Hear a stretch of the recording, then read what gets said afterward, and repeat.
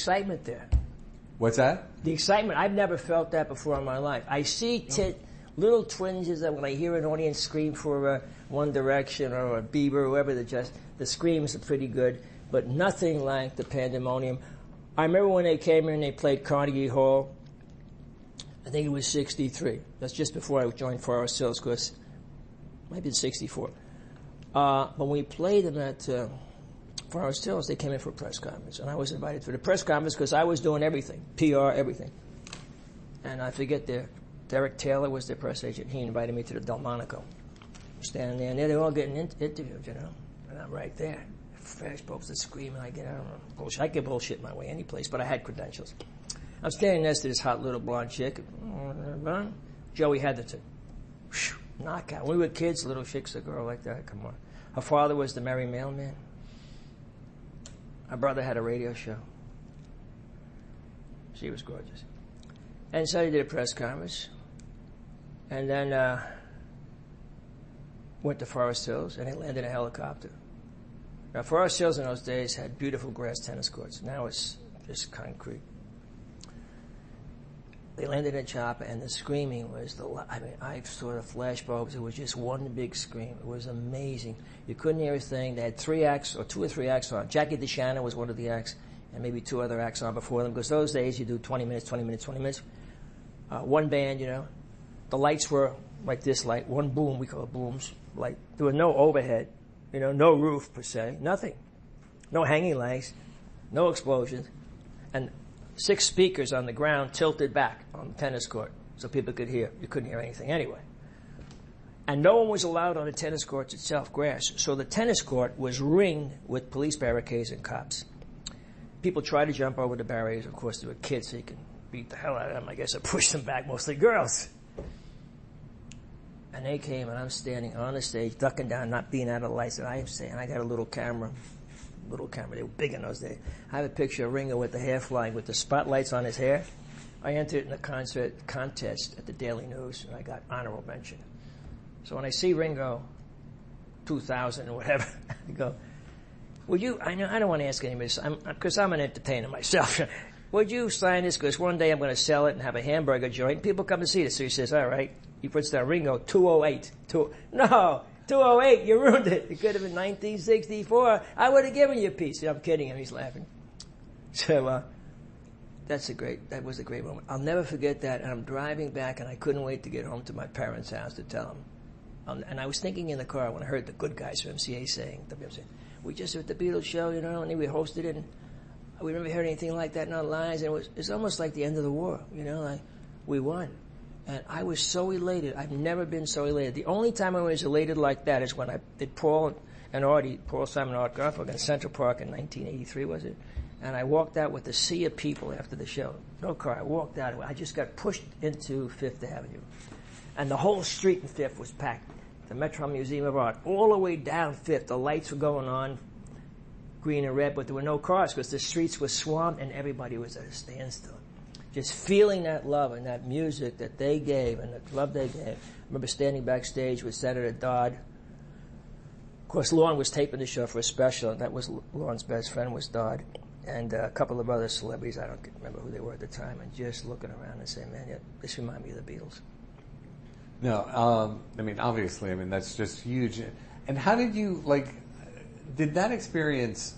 obviously you have to come up with criteria for what is a successful show, and I'm sure it's different in different things, but how did you feel after, say, the Beatles, you say, okay, that went well, or how did you measure it? How did you evaluate it? How, in your own way of just trying to, I guess, be a critic of your own work, how do you get better? The beauty of that, it was almost cinema verite, black and white, suits, gray, black tie, white. Everything black and white, real, stripped down, no doing this dancing. If you put a ring on it, none of this shit. Every act does the same thing. They all go down to Florida to get choreographed, and there was just pure rock and roll music. A couple of Chuck Berry songs thrown in, Little Richard, besides their stuff, and they only played about 45 minutes. That's all it was. I think maybe less, with 2 or 3 other acts. It was something we don't see anymore. Now it's one act, Another act is a throwaway. This is sacrificial lamb now. And the trucks, 26 trucks, 30, I mean, it's gotten crazy. It could be $1 million for the production. It's just crazy, man. What happened to songs? We'll never see anything like that. And you can't describe it unless you were there. You had the feeling. It's like, do you remember when you were awake when you had the operation? You know, yeah, oh, that hurt. You remember things like that. When you broke your tooth, somebody hit you in the head with a rock or a snowball with a rock in it. Oh, my God. Broke my face. I remember that. That's the kind of feeling it is. And everybody has to have some experience like that, whether it's good or bad. But this was euphoric. It was... It beat the Pope coming to Yankee Stadium. It beat, when I was doing the Mandela thing with Belafonte, helping those guys out, Willie Colon on the stage, Mandela, and I go, this is great. All the workers and the unions came out for Mandela. It was nice, but it didn't have the screaming, the noise, the euphoria, the craziness that the Beatles. Now, when you did Barbra Streisand, you kind of worked out a kind of corporate deal for that. Well, I had Rheingold. That was now you're going to 1964. I had left, and I started in '66, doing shows in Central Park. I went to Tom Hobing, was the park commissioner, who later became the director of the Metropolitan Museum of Art. John Lindsay's organization. I went to many people to try to get a lease there because in 1959 I had seen jazz shows there. That Michael in Central Park. Yeah, at Woolman Rink, at Michael P. Grace did the Grace Shipping Line. I went to see Lionel Hampton and jazz, but he built an elaborate theater, and he built it. And don't forget, Central Park Rink was built on a landfill it's a swamp. It's a river that went through there. So ignorant people think that I helped cave in the rink. Rock and roll blames for everything, but Michael Grace in '59 built a raked audience. In other words, he put down railroad piles and big timber to build a theater that raked gently from 45 degrees down. And you walk in with the playground and walk down to your seat, a beautiful theater. And that helped depress the concrete, and the pipes through it under it for the ice. So I look at that concept and I go, he didn't make any money. He lost a lot of money and he did it for a couple of years.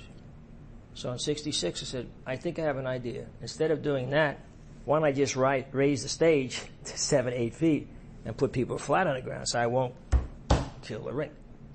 Great. Put in 4,000 chairs, $1 a ticket. I had Rheingold as my sponsor. How did I get them? Through my advertising days. I met a guy, George Abraham. If he's around today, give me a call. He had Rheingold as his client. We used to talk jazz. Why don't you do jazz someplace? I said, what are we going to do, Madison Square Garden? No. So Hilly hears me. He goes, why don't you play Central Park? I go, Hilly, well. So that was $10,000 cheap.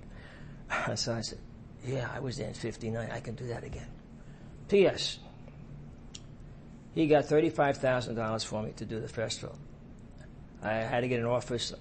I found this guy, Marcel Ventura, who represented Mata and Hari, and Sabikis, the guitar player. Very, very nice people, very nice. And he says, oh, you can share me. I'm the Plaza Hotel, the top room with a window on the top. We're in a roof. I had one phone. There were no buttons to hold. Hello. People trying to get me. I had to run out to see people, book acts. I don't know how I did it. I did it in 5 months of no sleep, being up all night, getting permits, booking the acts. Everybody got $2,500. Selling the tickets, bags of tickets that had to be printed. There was no computerization. Going to Stearns or Gertz outlets, going to Flushing, getting an outlet there, record store, going all around doing this stuff. It was a huge hit. The only thing, the first night I had the show, which opened with Jesse Colin Young, Dave Brubeck, Maud Thorle, Dionne Warwick, whatever it was, I had a big opening. City wouldn't let me sell Rheingold beer or any beer. They figured people who come there have horns. To this day, New York State is even worse. And I tried to get to Governor Cuomo and say, hey, please, I got to sell beer. You're selling it all day to the people on the beach. Same people come to my show. They have to drop their bottle cans before they come to my show because when they get to my show, horns. So I got a beer sponsor, no beer. Okay, sell out every show at $1 a ticket. I said, we got to start doing the second show. So I make these tickets now. I got a 7 o'clock show or whatever it was in those days. I do a 9:30 show. So how hard is it to turn that house over when you got 8,000 people outside? Very, very hard. I took over the playground upstairs, put bleachers, closed the kiddies' playground at 6.